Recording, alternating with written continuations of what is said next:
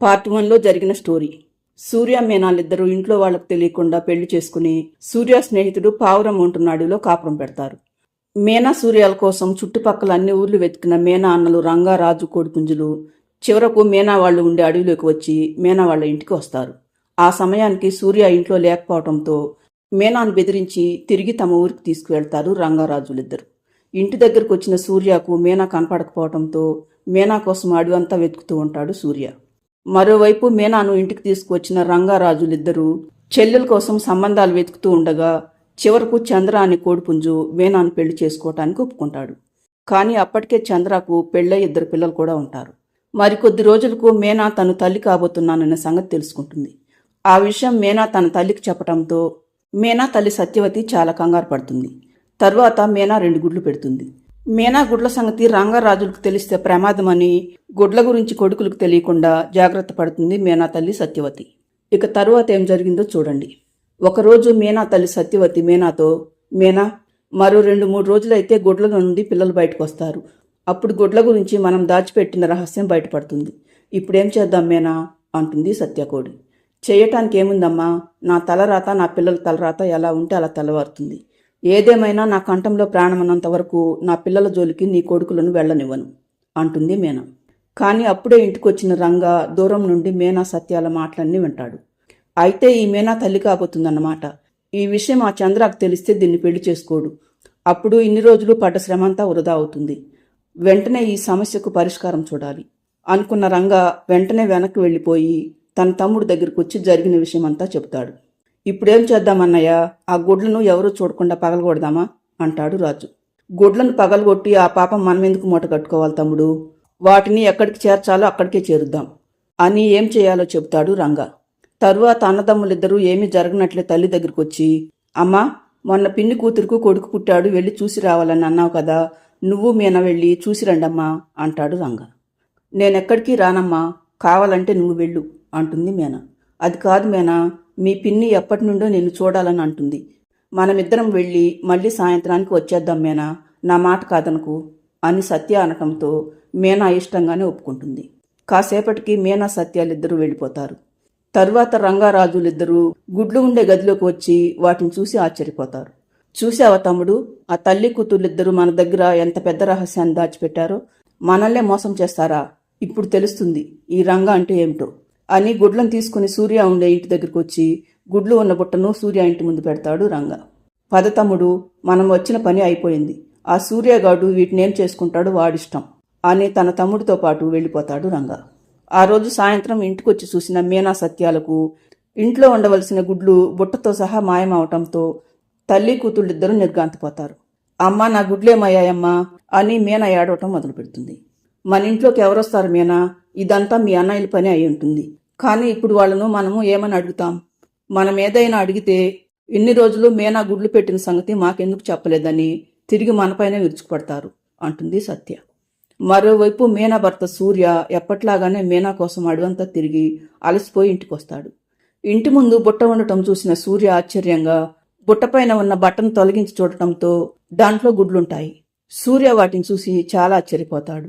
ఈ అడవిలో నా ఇంటి ముందు ఈ గుడ్లను ఎవరు వదిలేసి ఉంటారు అనుకుంటాడు సూర్య. తరువాత వాటిని తీసుకొచ్చి తన ఇంట్లో పెడతాడు. మరో 2 రోజులకు ఆ గుడ్లలో నుండి 2 అందమైన కోడి పిల్లలు బయటకు వస్తాయి. వాటిని చూసిన సూర్య, మీనా లేని ఈ ఇంట్లో నాకే ఉండాలని లేదు, పైగా ఈ కోడి పిల్లలిద్దరూ తోడయ్యారు అనుకుంటాడు సూర్య. ఆ రోజు సాయంత్రం సూర్య అడవిలో వెళ్తుండగా సూర్య స్నేహితుడు పావురం ఎదురుపడతాడు. పావురాన్ని చూసిన సూర్య, ఇన్ని రోజులు ఏమైపోయావు మిత్రమా, నీకోసం ఎంతగా వెతుకుతున్నాను తెలుసా అంటాడు సూర్య. నిజమే సూర్య, నిన్ను చూసి చాలా రోజులైంది. కొన్ని రోజుల క్రితం నేను నా భార్య మీ ఇంటికి వద్దామని అనుకున్నాము. కానీ ఆ రోజే మా అమ్మకు చాలా అనారోగ్యంగా ఉందని తెలియటంతో నేను నా భార్య మా అమ్మ ఉండే అడవులకు వెళ్ళాము. అక్కడ మా అమ్మ చనిపోవటంతో ఇన్ని రోజులు అక్కడే ఉండాల్సి వచ్చింది. ఇంతకు మీరెలా ఉన్నారు సూర్య, మీనా బాగుందా అని పావురం అడగటంతో, మీరు వెళ్ళిన రోజు నుండే మీనా కూడా కనిపించటం లేదు మిత్రమా. ప్రతిరోజు అడవిలో అంతా వెతుకుతున్నాను, కానీ మీనా జాడ ఎక్కడ కనిపించలేదు అంటాడు సూర్య. ఇంతలో జాను అనే పిచ్చుక అటుగా వెళ్తూ పావురాన్ని చూసి అక్కడికొస్తుంది. ఏంటన్నయ్య, చాలా రోజుల నుండి నువ్వు రాణి కనిపించటం లేదు అంటుంది జాను. పావురం జరిగిన సంగతి జానుకు చెప్పి, ఇతడు నా స్నేహితుడు సూర్య జాను, మేము ఊరు వెళ్ళిన రోజు నుండే వీడి భార్య మీనా కూడా కనిపించడం లేదు అంటాడు పావురం. దాంతో జాను ఏదో గుర్తుకు వచ్చినట్లు, ఆ అన్నయ్య, మీరు మీ అమ్మ దగ్గరికి వెళ్ళటానికి ముందు ఒకరోజు నేను వెళ్తుండగా రాణి నువ్వు చెట్టు మీద ఉండి సూర్య వాళ్ళ గురించే ఏదో మాట్లాడుకుంటూ ఉన్నారు. అప్పుడు చెట్టు వెనకాల 2 కోడిపుంజులు కత్తులు పట్టుకుని నిలబడి ఉన్నారు. బహుశా వాళ్లే మీనాను తీసుకెళ్లి ఉంటారేమో. 3 రోజుల క్రితం కూడా వాళ్ళు ఒక బుట్టను పట్టుకుని సూర్య వాళ్ళ ఇంటి వైపు వెళ్తుంటే చూశాను అంటుంది జాను పిచ్చుక. దాంతో సూర్యకు వాళ్ళిద్దరూ మీనా వాళ్ళ అన్నయ్యలు అయి ఉంటారని అనుమానం వస్తుంది. వెంటనే సూర్య పావురంతో, మిత్రమా, నువ్వేమీ అనుకోకుండా నేను వచ్చే వరకు నా ఇంట్లో ఉండి అక్కడ 2 కోడి పిల్లలున్నాయి, వాటిని చూసుకో.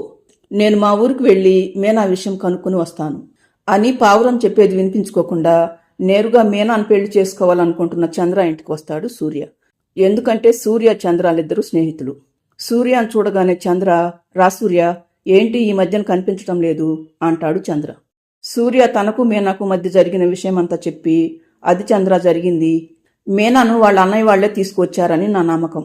ఎలాగైనా ఈ విషయంలో నువ్వు నాకు సహాయం చేయాలి చంద్ర అని సూర్య అనగానే, మీనా అంటే ఆ రంగా చెల్లెలు కాదు కదా అంటాడు చంద్ర. ఆ రంగారాజుల చెల్లెలే మీనా. ఎందుకు అలా అడుగుతున్నావు చంద్ర అంటాడు సూర్య. మీనా వాళ్ళ అన్నయ్యలు మీనాకు పెళ్లి చేయాలని చూస్తున్నారు సూర్య. మీనాను ఎవరో నమ్మించి మోసం చేశారని వాళ్ళ అన్నయ్యలు చెప్తే వాళ్ళ మాటలు నమ్మి మీనాను పెళ్లి చేసుకోవటానికి నేను కూడా ఒప్పుకున్నాను అంటాడు చంద్ర. అదంతా అబద్ధం చంద్ర, అలా చెప్తే గాని నువ్వు పెళ్లికి ఒప్పుకోవని వాళ్ళు అలా చెప్పి ఉంటారు. మా ఇద్దరికీ నువ్వే సహాయం చేయాలి చంద్ర అంటాడు సూర్య.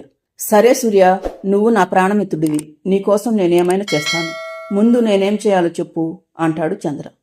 తరువాత సూర్య చంద్ర ఏం చేయాలో చెప్పటంతో చంద్ర మీనా వాళ్ళింటికి వస్తాడు. చంద్రను చూడగానే రంగా, ఏంటి బావగారు ఇలా వచ్చారు అని అడుగుతాడు. ఏమీ లేదు బావా, నా పిల్లలిద్దరూ తమకు కాబోయే తల్లిని చూడాలని ముచ్చట పడుతున్నారు. ఒక్కసారి మీనాను మా ఇంటికి పంపిస్తే మళ్ళీ నేనే తీసుకువచ్చి మీ ఇంటి దగ్గర వదిలేసి వెళ్తాను అంటాడు చంద్ర. దాంతో రంగా కాసేపు ఆలోచించి, అమ్మ, అర్జెంటుగా నేను బయటకు వెళ్తున్నాను, నువ్వు దగ్గరుండి మీనాను చంద్ర వాళ్ళ ఇంటికి తీసుకువెళ్ళు అని మీనా చెప్పేది వినిపించుకోకుండా వెళ్ళిపోతాడు రంగా.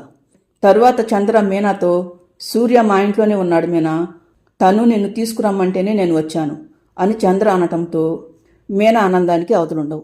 వెంటనే చంద్ర సత్యాలతో పాటు సూర్య దగ్గరికి వస్తుంది మీనా. మీనాను చూడగానే సూర్యకు కూడా సంతోషంతో నోట మాట రాదు.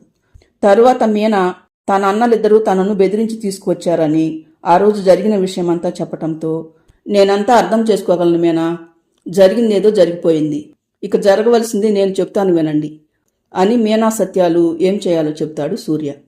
తరువాత మీనా సత్యాలు ఏమీ జరగనట్లే తమ ఇంటికి వస్తారు.